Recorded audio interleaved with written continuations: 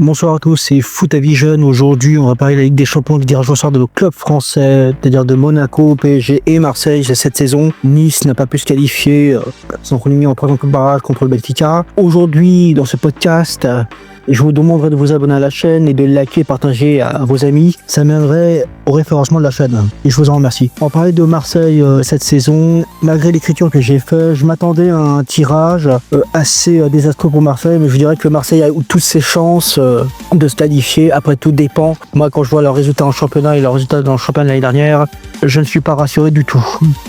Si on regarde la saison dernière, ils ont fini deuxième, second avec 9 défaites.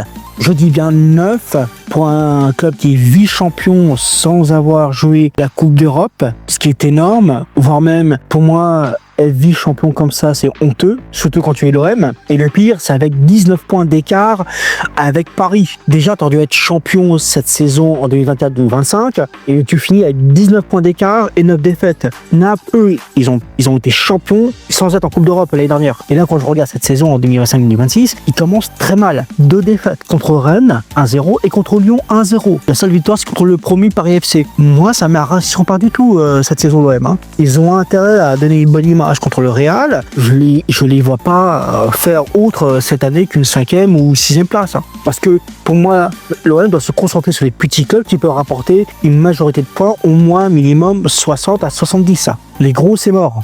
Le tirage au sort de l'OM est assez clément, vu les parcours des clubs que je vais citer les dernières. On a le Real, le club de Bruges, l'Ajax, le Sporting, l'Atalanta, Newcastle, l'Union Saint-Gilloise et Liverpool.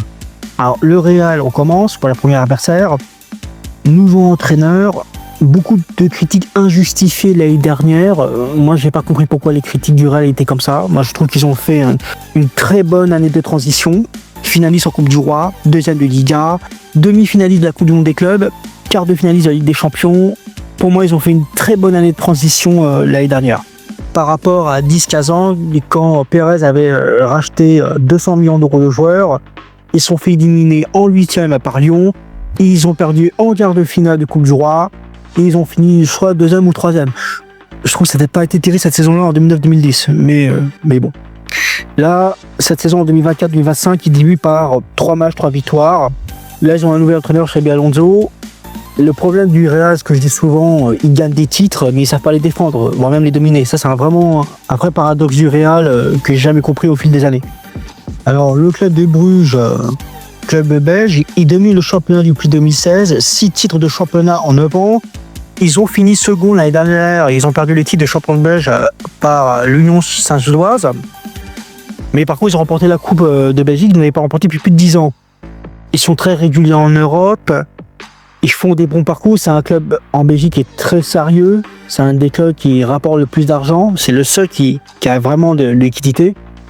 L'année dernière, ils ont perdu en 8e de finale contre l'Aston Villa. C'est leur meilleure performance de l'histoire depuis pas mal d'années, depuis 3 décennies en Belgique. Je sais qu'ils ont été demi-finalistes en Conference League il y a 3 ans de ça. Là, cette saison, ils ont fait 3 victoires, 1 nul et 1 défaite, mais ils ont remporté la Supercoupe. Et par contre, ils ont tapé le Red Bull Salzbourg. Ça se voit que Red Bull Salzbourg est en crise, mais ils ont tapé aussi les clubs écossais des Rangers. 9-1. Cumulé sur les 2 matchs, 3-0, 6-1 au retour. C'est une énorme performance des clubs de Bruges sur des clubs écossais. Alors, quand je vois les clubs écossais cette saison, c'est une catastrophe. Alors, Ajax, c'est une crise qui traîne depuis 2 ans maintenant, sans crise de titre, mais en crise institutionnelle. Il y a 2 ans, ils ont failli se faire reléguer, ils ont fini 5e lors des derniers matchs. L'année dernière, ils ont perdu le titre, mais d'une violence que je n'ai jamais vue. Ils ont dominé tout le championnat hollandais l'année dernière jusqu'à la 34e journée où ils ont perdu 5 matchs consécutifs qui ont laissé le titre au PSV Eindhoven, ce qui a été hallucinant en Eredivisie. S'est effondré bêtement parce que sa mission, c'est de remporter un titre de l'Ajax qu'ils n'avaient pas remporté depuis 2022. Et là, quand je regarde cette nouvelle saison, ils ont un nouveau entraîneur. Là, je regarde les résultats, c'est 2 victoires, 2 défaites. Là, quand je vois ça, Marseille a toutes ses chances de les battre. Sporting de Portugal, double tenant des titres en championnat en 2024-2025. Ils ont remporté la coupe l'année dernière en faisant un doublé historique, chose qui n'a pas été faite depuis plus de 50 ans.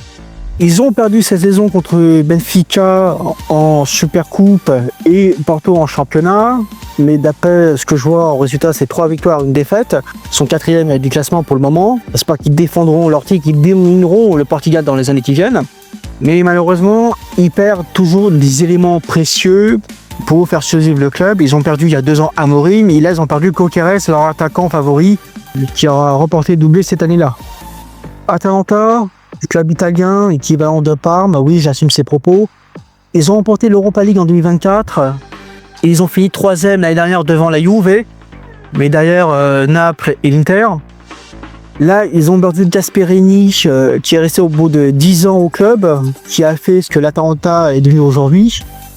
Là, en championnat, cette saison, c'est 2 nuls, ce qui n'est pas bon du tout. Je pense que l'OM a une chance contre l'Atalanta, sachant que la perte d'un entraîneur emblématique peut même sombrer à un club. Je pense que l'OM a toutes ses chances là-dessus. Newcastle, vainqueur de la Coupe de Ligue contre Liverpool l'année dernière, ils ont fini 5e.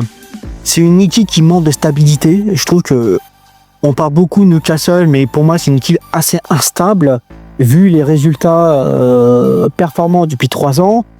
Moi cette saison je les regarde, surtout le résultat, pas leur niveau de jeu. Pour moi 2 nuls et 1 défaite en 3 matchs, ce qui est pas bon du tout pour un club comme Newcastle. Certes, t'as un fonds saoudien, tu mets des millions, mais là t'es en crise actuelle. Union Saint-Gilloise, champion de Belgique l'année dernière devant FC Bruges. Cette année ils n'ont pas remporté la Supercoupe parce qu'ils l'ont perdu contre ce même FC Bruges. Ils n'avaient pas remporté des titres de champion depuis 90 ans. Là ils sont en première participation en Ligue des Champions cette année. J'attends de voir ce que ça vaut. Je les avais déjà vus l'année dernière en Europa League parce qu'ils avaient tapé Nice. Je fais pas exprès, non. Mais là cette saison ils sont en tête de leur championnat. Ils veulent défendre leur titre. Ils veulent dominer la Belgique. Là je les vois, les résultats de cette saison en championnat c'est 4 victoires et 2 nuls. Alors Liverpool, vainqueur de la Premier League l'année dernière, ils ont dominé totalement, parce que Arnaud Slot a repris le travail de club mais l'a amélioré. Mais ils ont perdu en finale de la Coupe de la Ligue anglaise. Ils ont même perdu en Community Shield contre Crystal Palace. L'année dernière, ils ont perdu en 8e de finale la Ligue des Champions contre Paris. Cette saison, ils essaieront de défendre leur titre. Je pense que Liverpool fait partie de ses favoris. J'attends de voir ce que va donner Arnaud Slot à Liverpool. J'attends de voir au niveau de ses résultats, même s'il a récupéré d'une partie du gros travail de Jürgen Klopp. J'attends de voir son propre travail à lui. J'attends de voir quand il n'y aura plus Mohamed Salah, Van Dijk et les autres. J'attends de voir ce que lui va proposer. Et si je vous donne les résultats cette saison en championnat, c'est 3 victoires en 3 matchs. Ils sont en tête de leur championnat. Quand je me suis dit les adversaires de l'OM cette saison, je me suis dit ça va être un gros problème.